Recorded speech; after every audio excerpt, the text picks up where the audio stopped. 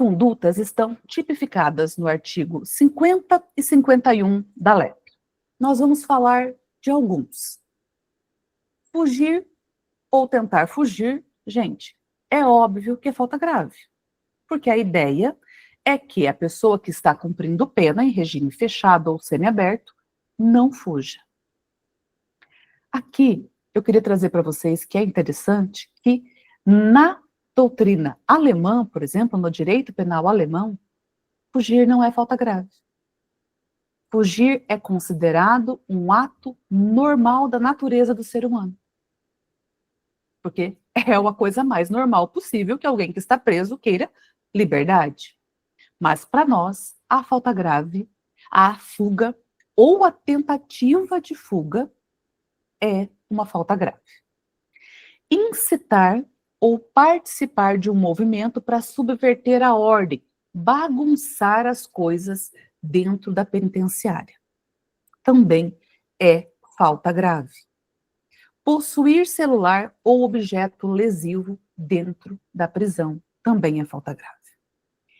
Sobre essas 3, 4 condutas, se o teu cliente fugiu, doutora Renata, qual defesa você vai poder ter? É muito difícil defesa de falta disciplinar, fuga. Quais são as possíveis que a gente vê na jurisprudência? Ausência de dolo de fugir.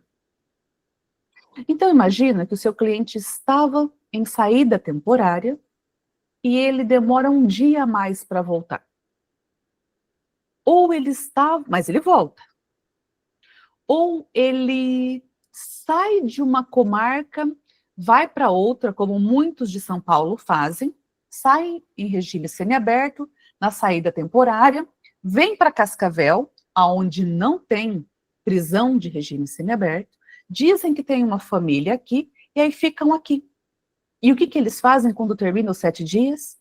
Eles não fogem. Eles se apresentam aqui. Dizendo, eu quero cumprir pena aqui. Eu quero ser preso, mas aqui. Acontece que aqui não tem regime semiaberto. É tornozeleira na rua. Então, essa pessoa acaba sendo recolhida. Essa falta grave, nesse caso, é analisada pelo juiz do competente da execução, que é o juiz de São Paulo. Mas qual é a alegação da defesa? E que muitas vezes funciona? Não tem fuga. Ele nunca teve intenção de fugir, porque ele não tinha dolo de fugir. Então, vocês vão encontrar muito na jurisprudência a alegação de atraso ou de retorno tardio espontâneo, que é essa situação. Ou, meu carro quebrou e eu cheguei algumas horas atrasado, ou eu me apresentei espontaneamente em outro lugar, ou eu me atrasei um dia, mas no outro, porque eu achei que eu podia voltar na segunda e eu tinha que me apresentar no domingo. Estes são argumentos que vocês vão poder usar para combater a falta disciplinar fuga. Tem jurisprudência para todo lado. Vai depender da sua capacidade de convencimento do juiz e vai depender do juiz que você vai ter diante de você. Mas é um dos únicos argumentos possíveis, argumento de mérito, para você derrubar uma falta disciplinar fuga. Quando o seu cliente participa de uma rebelião, ele está envolvido na confusão e ele entra nesse 2, que é o incitar ou participar de movimento para subverter a ordem ou a disciplina. Uma das poucas teses possíveis é a inexigibilidade de conduta diversa. É bem difícil de ser acolhida, tá? Bem difícil. Mas é uma tese que eu já acolhi. Por quê? Nós já tivemos uma situação aqui em Cascavel de uma rebelião generalizada, e que um grupo comandava, e que na hora de fugir, muitos fugiram juntos, e alguns inclusive se apresentaram. E alguns que não fugiram eram acusados de ter participado da rebelião. E eles falavam, a gente não tinha opção. E por que na época eu acatei? porque 6 pessoas que foram contrárias foram degoladas.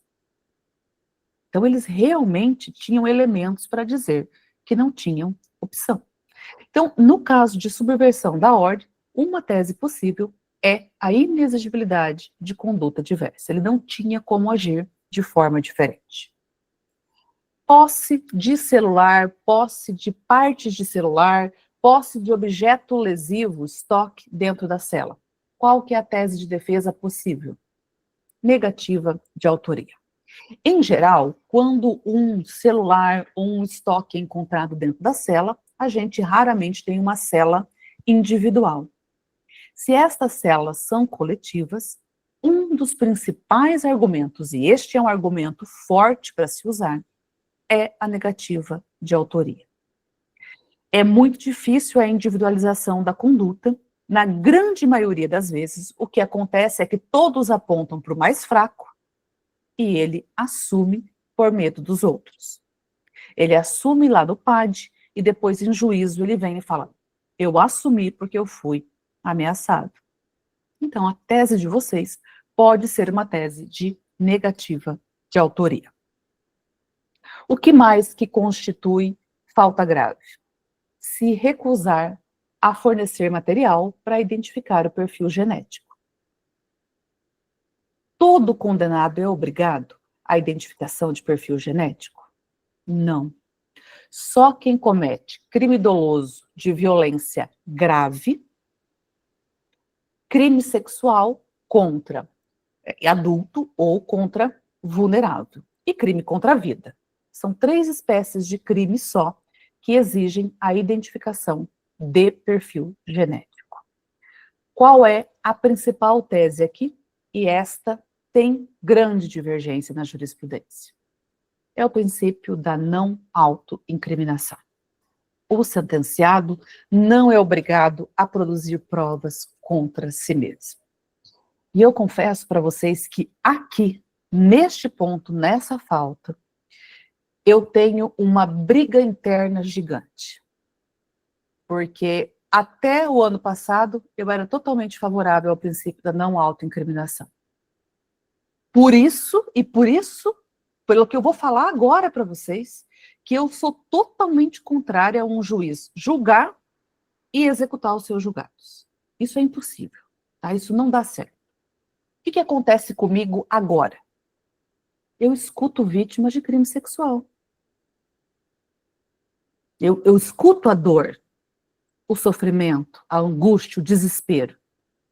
Tudo que eu quero é um banco de perfil genético. Tudo que eu quero é ter certeza que foi ou não aquele homem.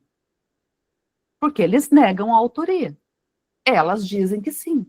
E aí você precisa dar uma sentença de 20, 30 anos para a pessoa e precisa ter um banco de perfil genético, seria muito bom.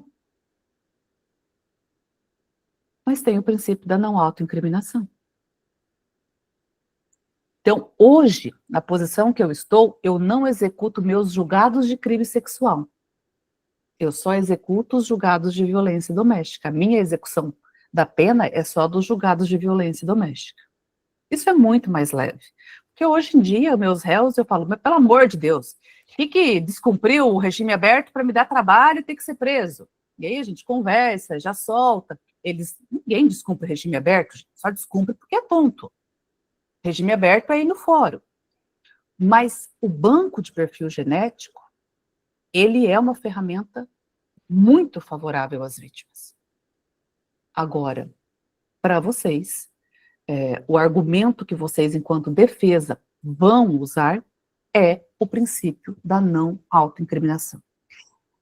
Vocês, se precisarem, vão achar artigos, tá? Tem artigos escritos sobre esse assunto, então vocês vão conseguir, se um dia precisarem fundamentar uma tese nesse sentido, vocês vão encontrar bastante material discutindo este ponto. E aí nós temos o pior de todos, que é a falta grave consistente em desobediência de ordens da autoridade responsável pela penitenciária. A desobediência de ordens é terrível. Por quê? porque ela é o que abre o leque para quase tudo ser falta grave. Então, ela deixa muito genérico. Por exemplo, sair do perímetro da tornozeleira. Onde está previsto que é falta grave? Especificamente em lugar nenhum. Mas a jurisprudência do STJ, as duas turmas, hoje entende que é falta disciplinar grave. Entendam, gente, que eu não discuto que é uma falta de disciplina. É uma falta de disciplina. Ela é leve, média ou grave? Porque grave gera efeitos muito, muito sérios.